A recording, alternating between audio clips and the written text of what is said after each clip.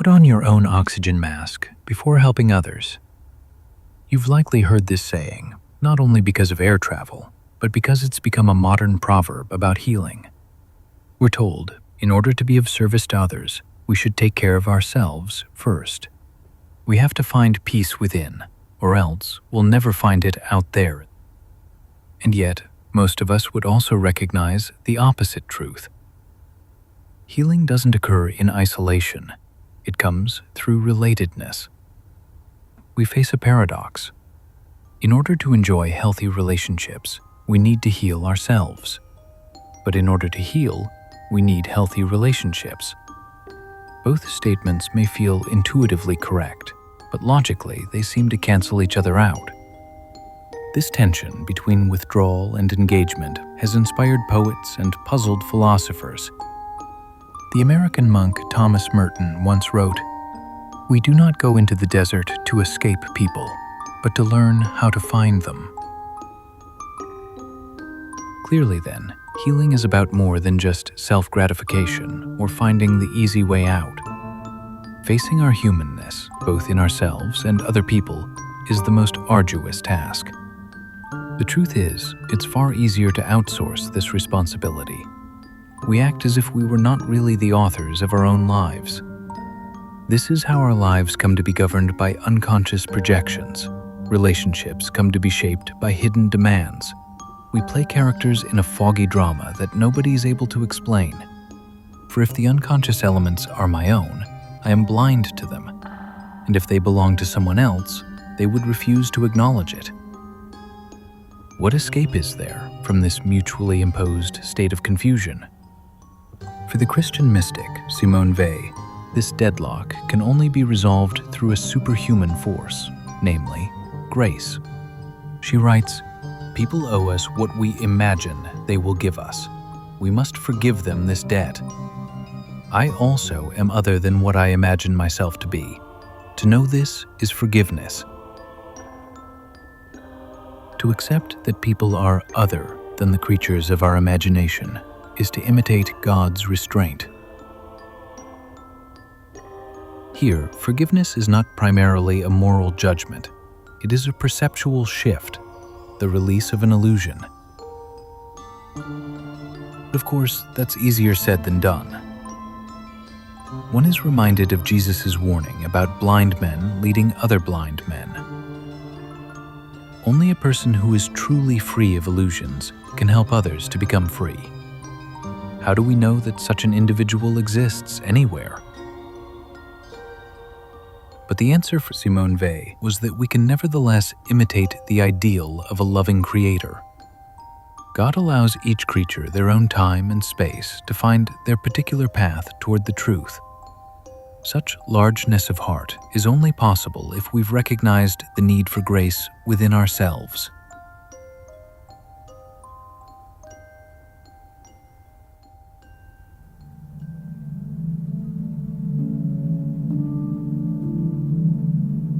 Long before our modern self-help culture, the ancients were asking these very same questions. But they did so through the medium of story and symbol. Among the oldest examples is Chiron, the wise centaur of Greek mythology. Centaurs were known for excess and overindulgence. They lived apart from civilized society, driven by impulse and appetite. Rowdy parties, wine, and occasional violence followed wherever they went. Chiron was an exception, dedicating himself to the study of medicine and philosophy. He became a mentor to Greek heroes, including Achilles, Jason, and many others. Chiron was immortal, being born of divine lineage. But it was also this gift that would bring him the most grief. The story begins with Heracles. While taking a breather from his adventures, Heracles visits a friend in the hopes of enjoying some good company and wine. A nearby group of centaurs catch a whiff of the beverage and demand that they share it.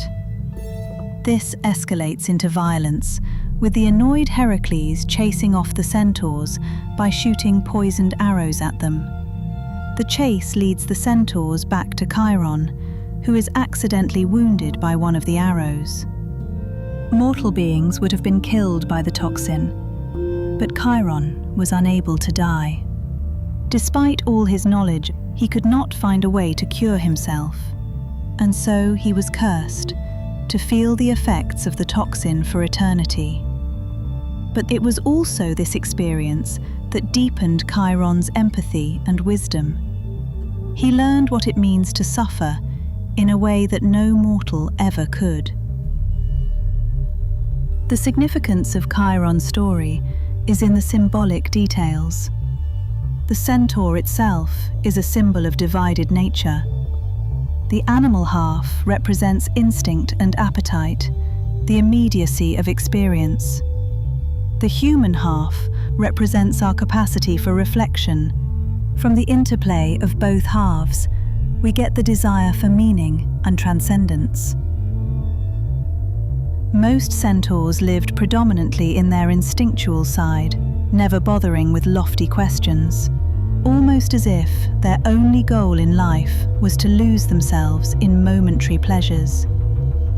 Chiron was the opposite. Being versed in medicine and philosophy meant that he had the theoretical tools for healing, to help others to discover their true purpose. It takes an accident, something outside Chiron's control, to unite these halves. His wound forces intellect to reckon with pain. Philosophy is grounded in lived suffering. Through his story, the ancients remind us of something we have always known.